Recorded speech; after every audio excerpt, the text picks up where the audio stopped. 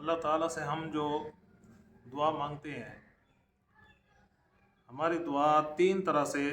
اللہ تعالیٰ قبول فرماتے ہیں۔ پہلا طریقہ یہ ہے کہ ہم نے جو اللہ تعالیٰ سے سوال کیا ہے، جو چیز ہم نے اللہ تعالیٰ سے مانگی ہے، صحت مانگی ہے، دولت مانگی ہے، شہرت مانگی ہے، عہدہ مانگا ہے، نوکری مانگی ہے، کوئی بھی نعمت ہم نے مانگی ہے، بعین ہی وہی چیز اللہ تعالیٰ ہمیں عطا فرما دیں، یہ ایک طریقہ ہے۔ دوسرا طریقہ دعا کی قبولیت کا وہ یہ ہوتا ہے کہ جو ہم نے اللہ تعالیٰ سے سوال کیا ہے، اللہ تعالیٰ ہمیں وہی چیز عطا نہیں فرماتے، یا اس کے اندر ہمارے لیے دنیاوی اعتبار سے وہ چیز مناسب نہیں ہوتی، نقصان دہ ہوتی ہے، یا پھر دین کے اعتبار سے وہ چیز ہمارے لیے نقصان دہ ہوتی ہے، اس لیے اللہ تعالیٰ ہمیں وہ مانگی ہوئی چیز عطا نہیں فرماتے، بلکہ اس کے عوض میں اللہ تعالیٰ ہمیں اس سے بھی بہتر نعمت عطا فرما دیتے ہیں۔ اس کی علماء نے ایک مثال دی ہے کہ جس طرح بچہ بیمار ہو جاتا ہے، بندہ اس کو ڈاکٹر کے پاس لے کے جاتا ہے، تو بچہ بازار میں چیزیں دیکھتا ہے، اس کو خوشبو آتی ہے، پکوڑے سموسے یہ چیزیں تل رہی ہیں، تو بچہ جو ہے وہ والد سے کہتا ہے کہ آپ مجھے یہ چیز خرید کے دیں۔ اب والد کو پتہ ہے کہ پہلے سے اس کی طبیعت خراب ہے، اگر میں نے اس کو یہ چیز خرید کے دی تو اور زیادہ اس کی طبیعت بگڑے گی، نقصان دہ ہے، تو والد اس کو وہ 20 روپے کے سموسہ خرید کے نہیں دیتا، وہ اس کو 50 روپے کا سیب خرید کے دیتا ہے، آم خرید کے دیتا ہے، کوئی پھل فروٹ میں سے کوئی اچھی چیز، اس سے بھی مہنگی چیز خرید کے بچے کو دیتا ہے۔ بچہ تو یہی سمجھتا ہے دل میں کہ والد نے میری خواہش پوری نہیں کی، لیکن والد کو پتہ ہے کہ میں نے بچے کو نقصان دہ چیز سے بچا کے اس سے قیمتی اور فائدہ مند چیز میں نے اس کو دے دی ہے۔ تو اسی طرح اللہ تعالیٰ دعا کی قبولیت کا جو دوسرا طریقہ ہوتا ہے، ہمیں اللہ تعالیٰ وہ چیز نہیں دیتے جو ہم نے مانگی ہے، اس لیے کہ وہ یا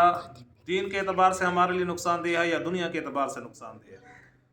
بلکہ اس کے بدلے میں اللہ تعالیٰ اس سے بھی بہتر نعمت ہمیں دیتے ہیں، بعض اوقات ملی ہوئی ہوتی ہے، ہماری نظر اس طرف نہیں جاتی،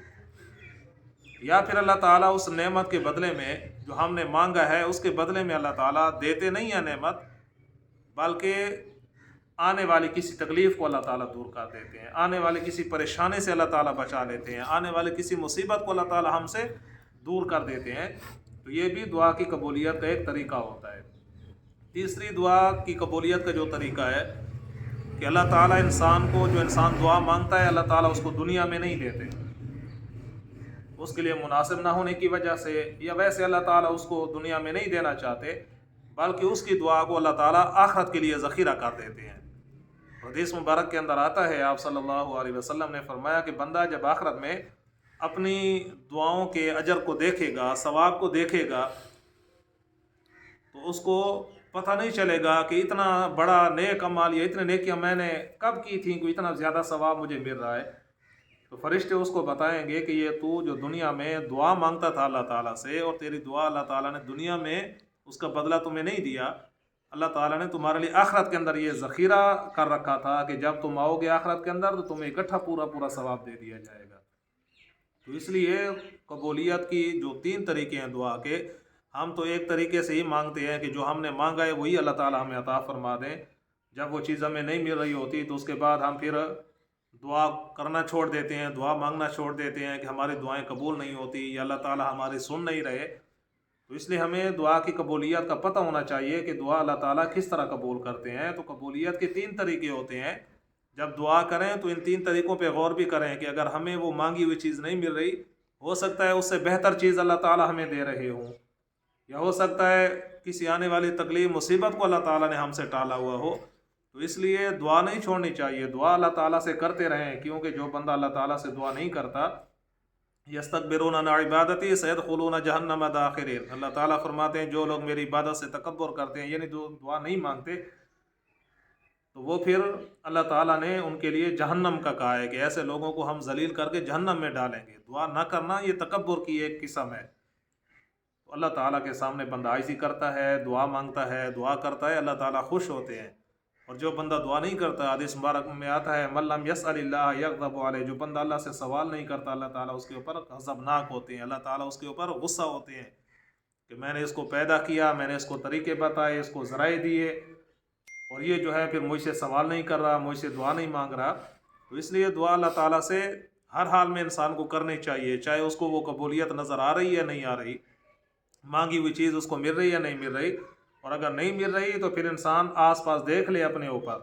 اس لیے کہ بعض اوقات ہم اللہ تعالیٰ سے مال و دولت مانگ رہے ہوتے ہیں، نہیں مل رہا.